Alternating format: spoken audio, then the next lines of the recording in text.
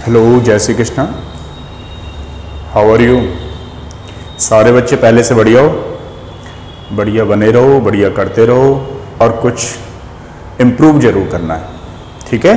अभी मैं आपको 5 मिनट्स, क्योंकि आजकल आपने देखा है वैसे तो कुछ सैटरडे वगैरह को मैं नया नहीं डाल रहा हूँ, क्योंकि वो भी एक स्टोरी बताऊँगा आपको क्यों नहीं डाल रहा हूँ, लेकिन फ़िलहाल के लिए आपका जो रिजल्ट आया है उस पर हम लोग डिस्कशन करेंगे, ठीक है।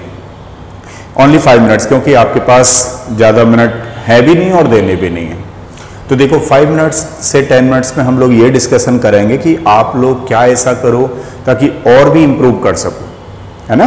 कुछ बच्चों का तो इम्प्रूव हुआ है, पहले से रिजल्ट काफ़ी इम्प्रूव किया है कुछ बच्चों ने तो, और उसके पीछे उनकी खुद की मेहनत भी है और प्लस स्ट्रेटजी भी है। क्योंकि देखिए मेहनत तब काम आती है जब आपकी एक प्रॉपर स्ट्रेटजी होती है किसी चीज़ को करने के लिए।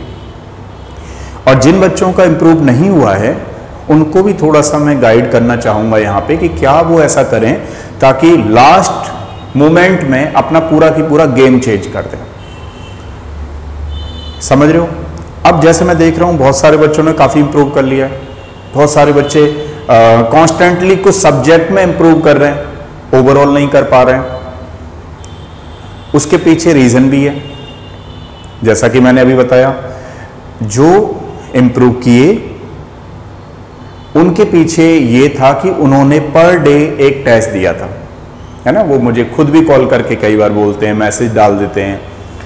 सारे बच्चों के लिए कह रहा हूँ कि जो भी बच्चों को इम्प्रूव करना है, अगर आपको IIT JEE के एग्ज़ाम में गुड परसेंटाइल, देखिए JEE का एग्ज़ाम चाहे फिर वो NCERT बेस्ड पे आए चाहे कुछ अलग आए, टेक्निकली होता ही नया है। मैं आपको ये बात बड़ा क्लियर कर दूं, कभी भी क्वेश्चन डायरेक्ट नहीं आते हैं, टेक्निकली आते हैं। और अगर सब्जेक्ट वाइज हम लोग एनालिसिस करें, फिजिक्स, केमिस्ट्री एंड मैथमेटिक्स, तो सब्जेक्ट वाइज एनालिसिस ये था इस थर्ड फेज का कि मैथ में कुछ बच्चों के कम आए, कुछ का मैं तो कहूँगा कि मैथ का पेपर टफ रहा होगा, जिसकी वजह से था ही बेसिकली, तो है ना।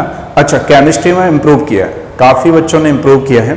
हम ये तो नहीं कह सकते कि सिंपल है, ये नहीं कह सकते किसी चीज़ को हार्ड है। कहीं ना कहीं बेटेज में ये चीज़ रहती है कि भाई एक पेपर तो इनको, एक सब्जेक्ट को तो थोड़ा सा हार्ड रखना ही होता है। जैसा मैं हर बार कहता रहता हूं कि आपके 2 सब्जेक्ट पे तो इतनी ओवरऑल कमांड होनी चाहिए ताकि आप 2 को तो बहुत अच्छा कर पाओ और तीसरे में बार बार इंप्रूव करते रहो।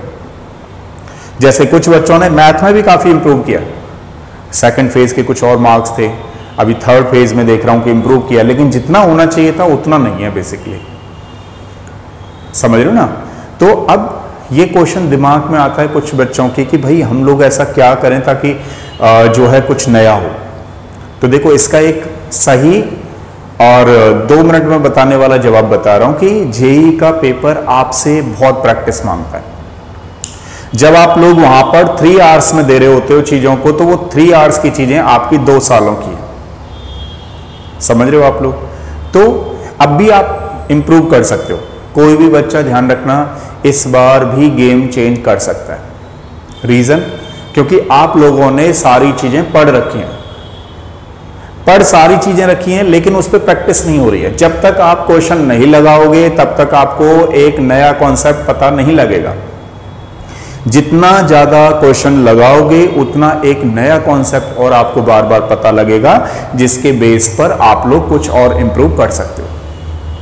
अब जैसे मान लीजिए हम लोग केमिस्ट्री को ही देखें, तो केमिस्ट्री में आपको उन सब्जेक्ट, उन टॉपिकों पे, चैप्टरों पे ज्यादा ध्यान दो जो आपके कॉन्सेप्ट क्लियर नहीं है। एक बार उनको पढ़ करके उस पर बेस्ड क्वेश्चन लगाओ। तो अब जैसे मैथ्स में कुछ बच्चे कहते हैं जी मैथ्स के जो क्वेश्चन आते हैं उस तरीके के क्वेश्चंस थोड़ा सा हमारी प्रैक्टिस नहीं हो पाती। तो देखो इसका मतलब ये है कि आपकी प्रैक्टिस में कहीं ना कहीं कमी है। तो आप पर डे, मेरे हिसाब से पर डे एक क्वेश्चन पेपर दो। बहुत सारे बच्चों ने तो काफी इंप्रूव कर लिया है। अब पेपर देते नहीं और डायरेक्ट दोगे तो फिर आपको थोड़ा सा नया ही लगेगा वो। क्यों? क्योंकि आपने जो है टाइम हो गया पढ़े हुए चीजों को। रिवीजन कर रहे हो, लेकिन रिवीजन के लिए पूरा अपना, जिसको बोलते हैं हम लोग कि 100% देना है, वो देना है। रिवीजन में पूरे टॉपिक आने हैं आपके, पर डे तीनों सब्जेक्ट को पढ़ना है, फिजिक्स, केमिस्ट्री, मैथमेटिक्स।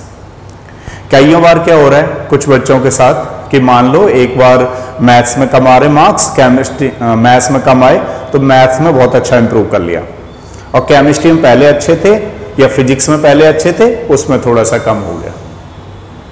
तो ये चल रही है, ये नहीं चलना चाहिए भाई। आप इंप्रूव कर रहे हो तो बार बार इंप्रूव के लिए होना चाहिए, भले ही चाहे परसेंटाइल पहले कम हो, लेकिन अब और इंप्रूव करो और ज्यादा इंप्रूव करो। तो आपको 3 बातें ध्यान रखो, ठीक है।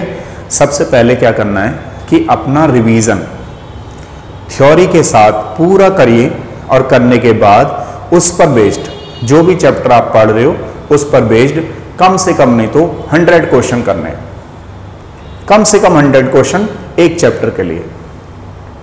एक बात, आपने पूरा थ्योरी पढ़ी, थ्योरी पढ़ने के बाद उस चैप्टर के कम से कम 100 क्वेश्चन करने हैं। दूसरा पॉइंट ध्यान दीजिएगा, पर डे आपको टेस्ट देना है, पर डे तीनों का फुल लेंथ बता रहा हूं, फुल लेंथ टेस्ट देना है, फिजिक्स, केमिस्ट्री, मैथमेटिक्स, ठीक है।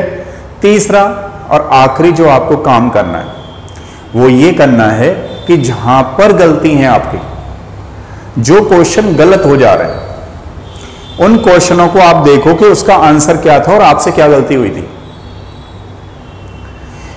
और मान लीजिए वो क्वेश्चन गलत हो गया और आपने देखा ही नहीं, तो आपके टेस्ट देने का कोई फायदा नहीं है, आपके रिवीजन करने का कोई फायदा नहीं है, आपका चैप्टर पढ़ने का कोई फायदा नहीं है। कोई भी बच्चा अभी भी 20 डेज हैं आपके पास, कुछ भी कर सकता है, बार बार कहता हूं, हर बार कहता हूं। और सोशल से एक चौथा और ऐड कर लो इसमें, 3 पॉइंट तो समझ में आ गया। पहला क्या करना है, चैप्टर की थ्योरी पढ़नी है, कम से कम 100 क्वेश्चन पर डे करने हैं। दूसरा, पर डे टेस्ट देना है। तीसरा, जो क्वेश्चन मिस्टेक हैं, जिनमें आपको लग रहा है कि ये क्वेश्चन गलत हो गया, चेक करो उसके आंसर, खुद से चेक करो। जहां पे आपको लग रहा है क्वेश्चन गलत हो गया, उस क्वेश्चन को देखो क्या गलती हो गई आपसे, सॉल्यूशन देखो उसका।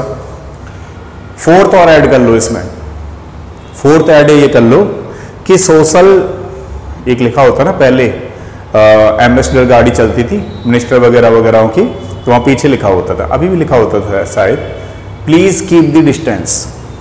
तो ये फोर्थ वाला और ऐड करना है आपको, सोशल साइड से डिस्टेंस बना लो, ये आपके फ्यूचर का सवाल है। बहुत सारे बच्चे क्या कर रहे हैं, फोन से पढ़ रहे हैं, पढ़ते पढ़ते जो क्या बोलते गेम में चले गए, गेम में चले गए तो 1 घंटा इधर उधर निकल गया। मान लो कुछ कर रहे हो, फेसबुक में चले गए, तो भाई इसको एक चौथा फैक्टर को करो, इस पे अपना ओवरकम करो, ठीक है। पहले पुराने जमाने के जो टॉपर्स होते थे, मुझे तो लगता है कि अभी भी ऐसा ही होता होगा, जिनकी आईडी भी नहीं होती होंगी, समझ रहे हो, फेसबुक वगैरह, इंस्टाग्राम। तो कहने का मतलब यही है, 4 पॉइंट आपको ध्यान रखने हैं, और आप बड़े आराम से इस 20 डेज में भी, मान लीजिए किसी बच्चे का 85 परसेंटाइल आया है, वो भी 95 में कन्वर्ट किया जा सकता है, और 90 परसेंटाइल आया है, वो भी 99 में, 100 में भी कन्वर्ट किया जा सकता है। एक तो आपकी सोचने की पावर, थिंकिंग पावर, सोच लो कि करना है आपको। दूसरा, इन 4 पॉइंट्सों को आप ध्यान रखो, ठीक है। अगर इन पे थोड़ा थोड़ा करोगे पर डे के हिसाब से, तो इन पे ओवरकम होना शुरू हो जाएगा, मतलब आपको ये लगने लगेगा काफी अच्छा है। और एक दिन अपने फोन को छोड़ के जरूर देखना, एक दिन कोशिश करो कि फोन जो है थोड़ा सा अलग रहे, और जब आप लोग पढ़ रहे हो पूरी कंसंट्रेशन से पढ़िए, अपने रिवीजन के साथ पढ़िए चीजों को, लेकिन फोन को थोड़ी देर के लिए, मतलब 1-2 दिन के लिए हटाओ अपने से।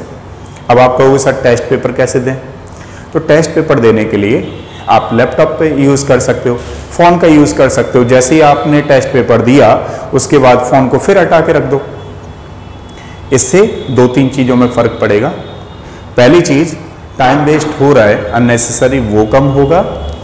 और एक, आप जैसे मान लीजिए बहुत सारे बच्चे अपना पढ़ रहे हैं, पढ़ते हुए सो नहीं पा रहे हैं, तो पूरी नींद भी ले पाओगे। आराम नहीं कर पा रहे हैं तो आराम भी कर पाओगे।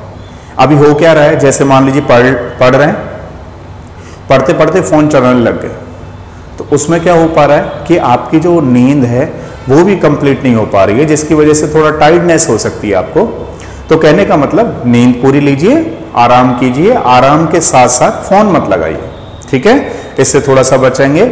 और इस तरीके से इन चीजों को अप्लाई करके आप एक अच्छा परसेंटाइल ला सकते हो, ठीक है। तो उम्मीद करते हैं कि आप इनको फॉलो करोगे और नेक्स्ट में अच्छा परसेंटाइल लाओगे।